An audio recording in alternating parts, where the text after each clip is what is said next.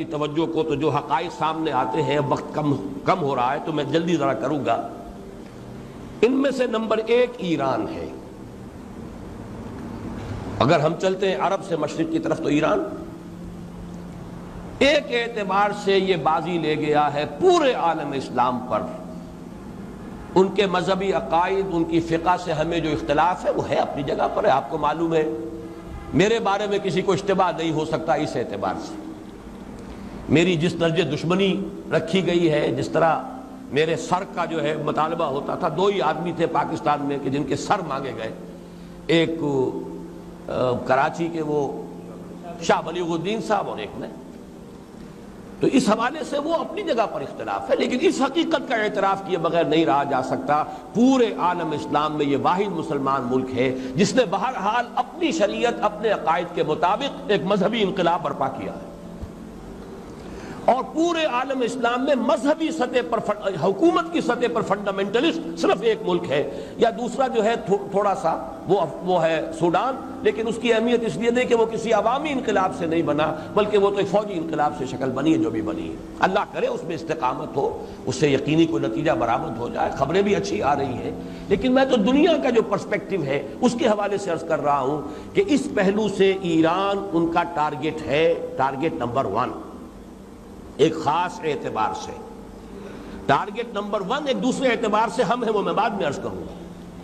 چونکہ حکومت کی سطح پر فنڈامنٹلزم ہے اور وہ آیا ہے ایک عوامی انقلاب کے نتیجے میں، پھر ان کے پاس تیل کی دولت ہے، اس کے خلاف اکنامک سینکشنز بھی ہو جائیں تو اگر لیبیا کھڑا ہو سکتا ہے تو بہرحال وہ بھی کھڑا ہو سکتا ہے، اور نقشہ وہ دنیا کو دکھا چکا ہے کہ لڑا دے ممولے کو شہباز، یہ نقشہ بھی اس نے دکھا دیا ہے۔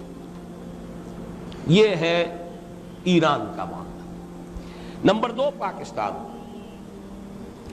پاکستان 400 برس کی تجدیدی مساعی کا امین ہے، امانت دار ہے۔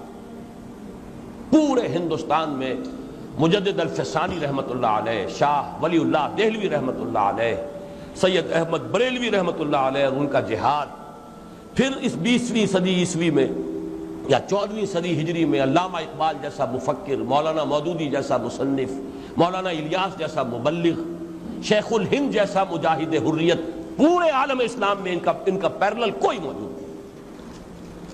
یہ 400 سال کی تاریخ ہے، اس کی امانت اور اس کے نتیجے میں یہاں کے مڈل کلاس میں فنڈامنٹلزم کا ایک نیوکلیس ہے،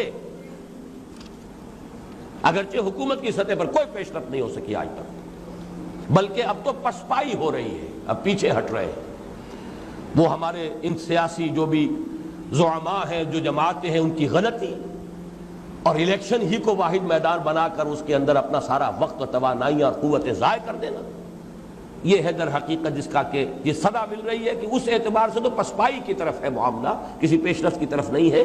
لیکن باہر والے تو دیکھتے ہیں نا کہ اندر کیا کچھ مواد موجود ہے۔ اگر مڈل کلاس میں وہ فنڈامنٹلزم کا بارود موجود ہے تو کسی بھی وقت اس کے اندر جو ہے وہ کوئی دھماکہ ہو سکتا ہے۔ دوسری بات جو ان کے لیے ایک اعتبار سے ٹارگٹ نمبر 1 ہمیں بنا رہی ہے وہ ہمارا ایٹمک نو ہاؤ ہے، پورے عالم اسلام میں اور کسی کے پاس نہیں۔ اسلامی بم اگر بنے گا تو یہی بنے گا۔ یہ ہے مختلف اسباب جس کے بنا پر ایران اور پاکستان کو آپ بریکٹ کر لیجئے، یہ اس نیو ورلڈ آرڈر یا آج کی میری گفتگو کے حوالے سے یہودی اور عیسائی گٹھ جوڑ کا جو ٹارگٹ نمبر 1 ہے، ایک اعتبار سے ایران ہے، ایک اعتبار سے پاکستان۔